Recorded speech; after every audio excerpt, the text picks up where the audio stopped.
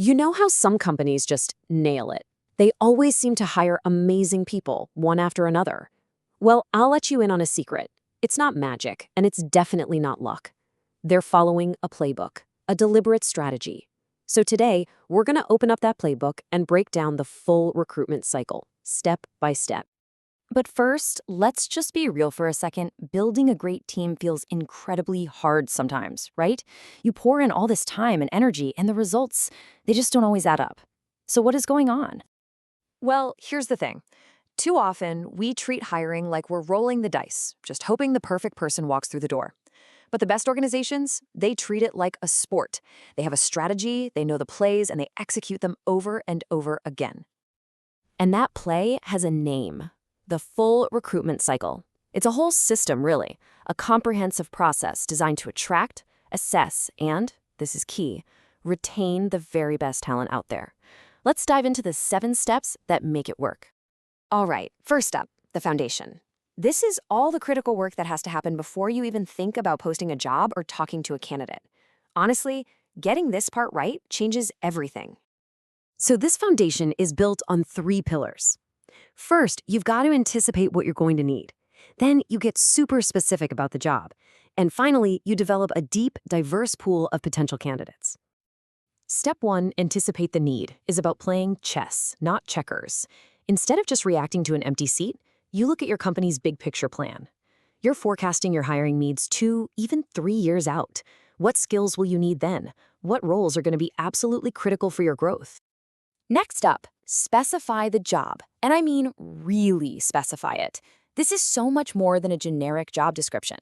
You have to ask the tough questions. Are we hiring a manager to maintain things or an innovator to shake things up?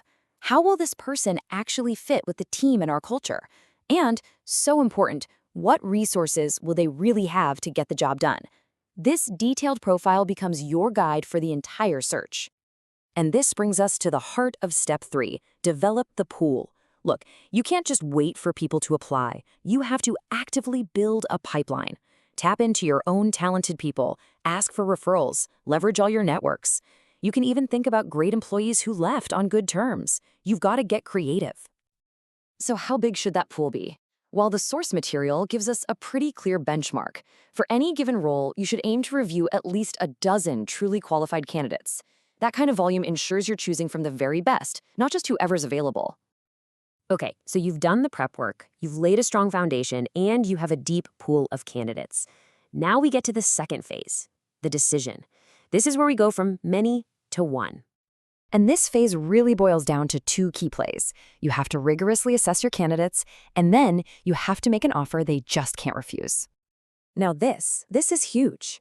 How do you actually assess people? Most of us, if we're being honest, lean on that gut feeling. But that's a trap, because it's full of bias. The playbook calls for structured behavioral interviews. You use objective criteria. You ask people to describe what they've done in the past, and you score everyone consistently. It's about data, not just instinct.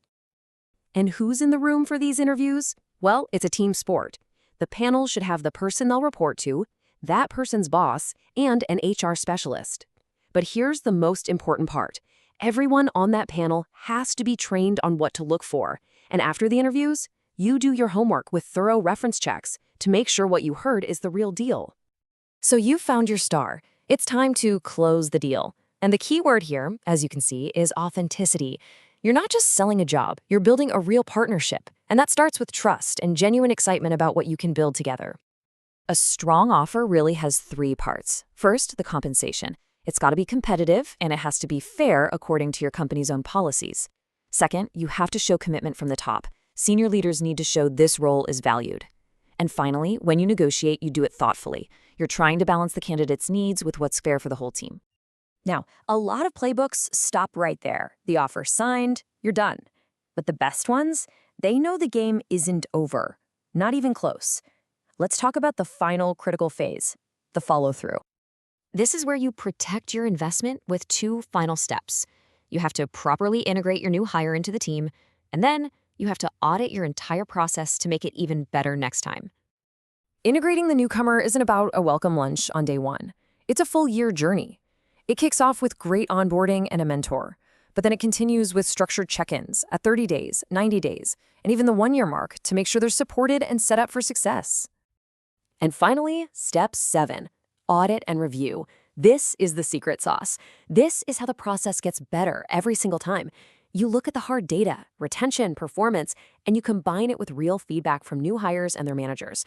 This holds everyone accountable and gives you exactly what you need to tweak the playbook for the future. So when you put this all together, what's the real impact of running this full cycle playbook? Well, it's about a massive shift in how you even think about building your organization.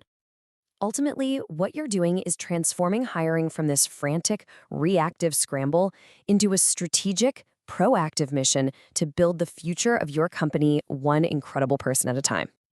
And the payoff? Oh, it's huge. Companies that get this right don't just find good people, they see real, tangible results. Higher retention rates, way better performance across the board, and a stronger, more connected company culture. Because in the end, that's what this is all about. It's more than just a process, it's a philosophy. When we take a deliberate, thoughtful approach to building our teams, we are literally creating a better future for our companies and for the people in them.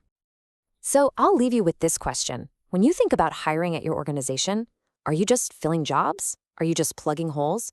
Or are you strategically, deliberately, and thoughtfully building your future? The choice and the playbook are yours.